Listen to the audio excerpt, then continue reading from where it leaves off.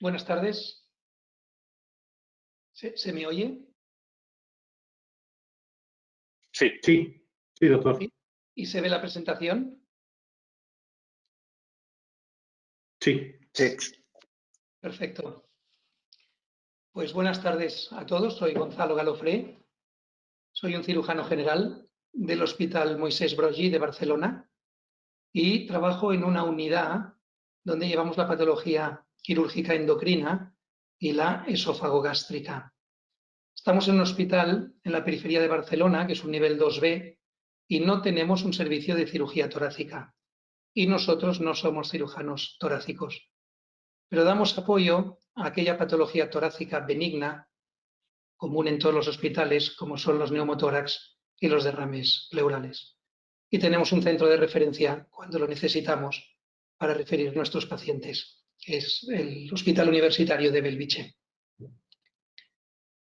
Voy a presentar hoy nuestra experiencia, pero me gustaría dejar muy claro antes de empezar que esto ha sido una invitación por parte de Medela, a quien agradecemos que nos permitan presentar esta experiencia y que no es ningún estudio científico ni que podamos sacar ninguna conclusión de esta experiencia. Y para ello voy a ponernos un poco a todos en antecedentes. El primero es que ya el hospital tiene un sistema de hospitalización a domicilio que le llamamos ADO, que está coordinado por los médicos de medicina interna y que presenta una alternativa para realizar procedimientos diagnósticos y terapéuticos en el domicilio, similares a los que haríamos en los hospitales.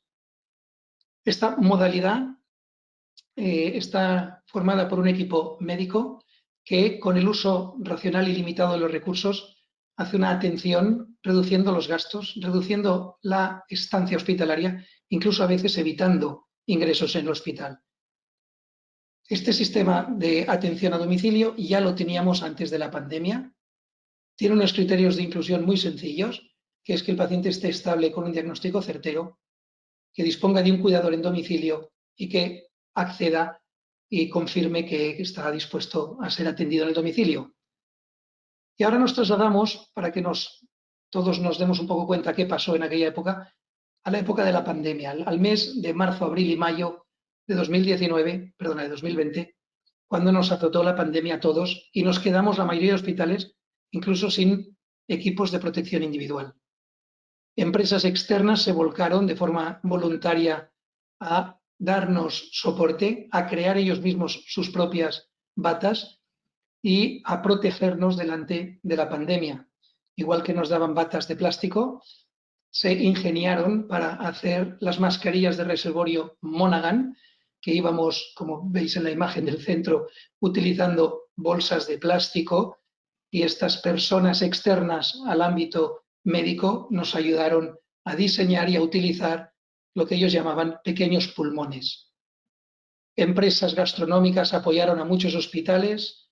En Cataluña pasamos un día de Sant Jordi muy distinto, con rosas pintadas por las paredes del hospital, y nace por necesidad lo que llamamos el ADO quirúrgico. Y el ADO quirúrgico, como el ADO médico, y más en época de pandemia, pues nos ayuda a esa necesidad de camas hospitalarias que no tenemos, nos ayuda a poder tener pacientes, bien sean positivos o negativos, pero aislados del resto de pacientes, y poderles proporcionar una protección y una seguridad en la atención médica. A pesar de que la idea de ADO quirúrgico nacía unos días antes de la pandemia, con la pandemia se pone en marcha el 16 de marzo de una forma necesaria, insisto, sin tener todavía ni los protocolos ni todos los documentos oficiales establecidos. No sé si es una valentía o una inconsciencia, pero fue una necesidad en el mes de marzo.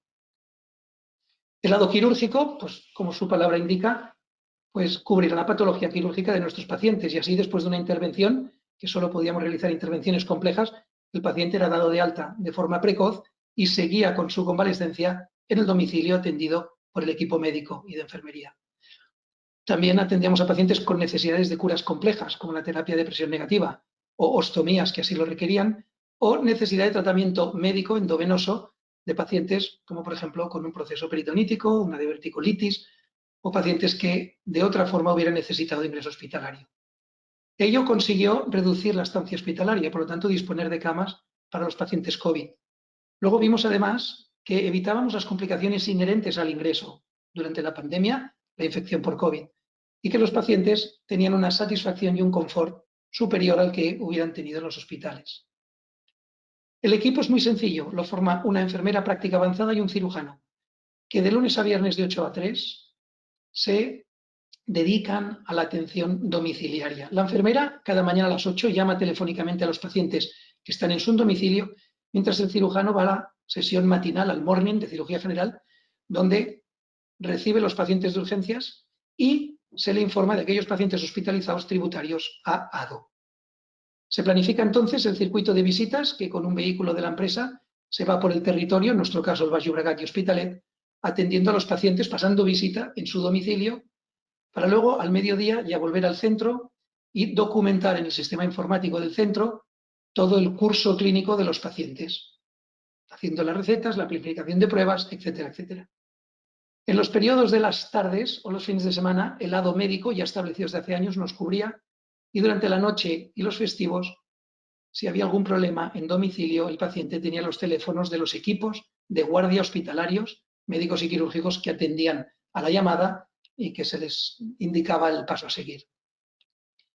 Nuestra experiencia en 3 meses, que fue marzo, abril y mayo de 2020, fue de 44 pacientes con patologías muy diversas. Como veis, la patología quirúrgica fueron solo la cirugía de urgencias y la cirugía preferente de aquellas neoplasias que no podían esperar porque estaban con un compromiso de sangrado o de oclusión-suboclusión.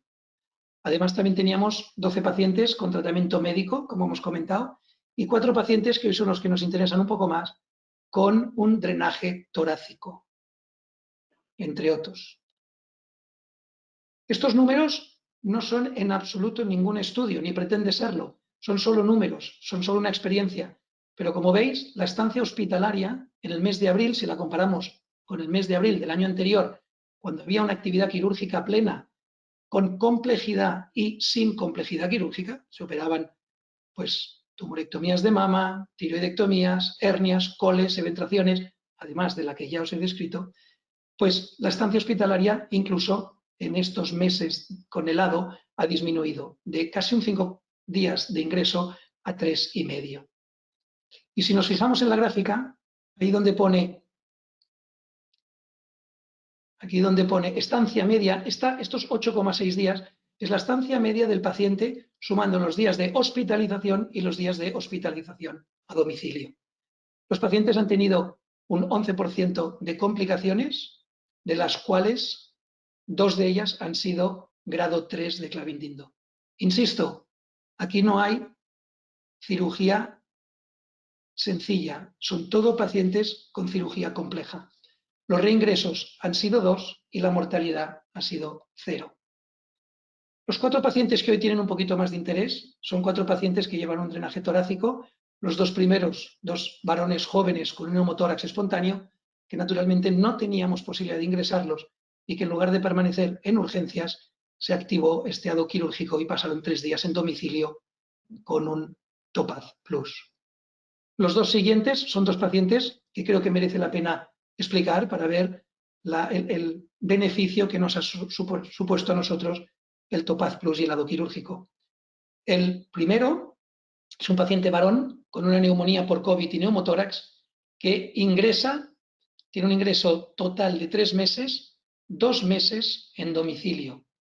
Es un varón con antecedentes de exfumador, hipertensión, diabetes y cardiopatía isquémica, con un infarto y un triple bypass, que ingresa con un cuadro de neumonía por COVID, acompañado de un neumotórax. En la radiografía simple vemos el neumotórax izquierdo y en la placa, en la radiografía en el escáner torácico, vemos el tubo colocado en el espacio pleural izquierdo y su enfermedad bullosa de base.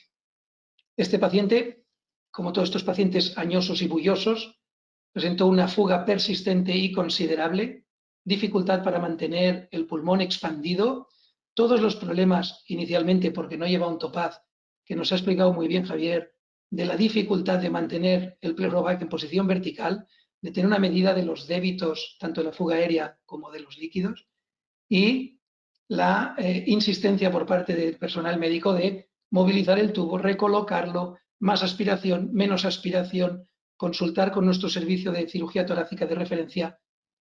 Al final incluso optamos por intentar un talcaje y al ver que en un mes esta fuga persistía, decidimos adoquirúrgico, donde el paciente estuvo 2 meses atendido por este médico y esta enfermera en su domicilio, finalmente deja de fugar, se puede retirar el tubo y el paciente es dado de alta. La mujer de 43 años sin antecedentes de interés vino a urgencias con una extensa neumonía neumocócica que se complica con una neumonía necrotizante y un empiema. Necesitó de un drenaje pleural al ver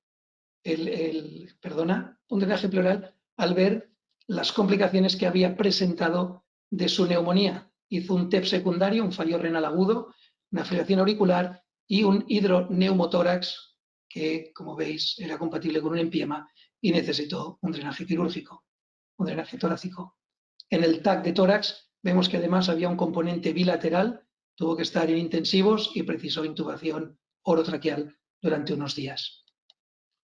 Esta paciente fue comentado con nuestro servicio de referencia, que en aquel momento estaban igual de colapsados que nosotros y que, a pesar de que en otras condiciones hubieran recibido al paciente en traslado hospitalario, pues no estaban en condiciones de hacerlo.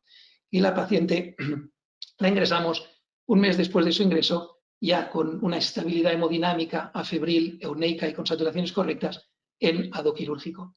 Estuvo 2 meses en su casa, también con un Topaz Plus, con un funcionamiento correcto, como nos han explicado, con un débito inicialmente purulento en tratamiento antibiótico y que el débito fue virando de un débito purulento a un débito seroso. La fuga aérea también fue disminuyendo, fuimos bajando el grado de aspiración hasta que estuvo en sello de agua y finalmente, después de un TAC de control, decidimos ya retirar el tubo y darle el alta y no tuvo que ser trasladada al hospital de referencia. Esta es la radiografía en el momento del alta y el TAC torácico en el momento también del alta, donde veis una curación, todavía persistencia de un poquito de proceso inflamatorio alrededor del tubo de drenaje. Insisto, esto simplemente es una experiencia no científica de nuestra pandemia, de cómo nos defendimos, como todos los hospitales, con materiales de protección y cómo conseguimos tener pacientes hospitalizados en domicilio y correctamente atendidos, dado que no teníamos otra opción. A partir de esta experiencia, ahora naturalmente el Topaz Plus es el único sistema que utilizamos por todas las ventajas, sobre todo de seguridad para el paciente, número 1, que es fundamental, y número 2, seguridad e información para el personal, que nosotros podemos tomar una decisión, como dice muy bien Javier, basado en las últimas 72 horas y no en el pase puntual del médico por la habitación, que en aquel momento puede incluso no haber fuga y podríamos tomar una decisión de retirar un tubo cuando no toca. Por lo tanto, el Topaz, naturalmente, ya es el sistema que tenemos aquí en el centro para cualquier drenaje torácico, pero además nos ha permitido poner en marcha durante la pandemia y ahora ya con unos protocolos y con un apoyo logístico por parte del hospital, un sistema de adoquirúrgico. Agradezco a Medela su apoyo y su confianza en nosotros y Javier, felicitarte por tu presentación del Topaz, que ha quedado clarísimo, la seguridad que es el número 1, tanto para el paciente como para nosotros. Muchas gracias a todos y encantado de contestar alguna pregunta.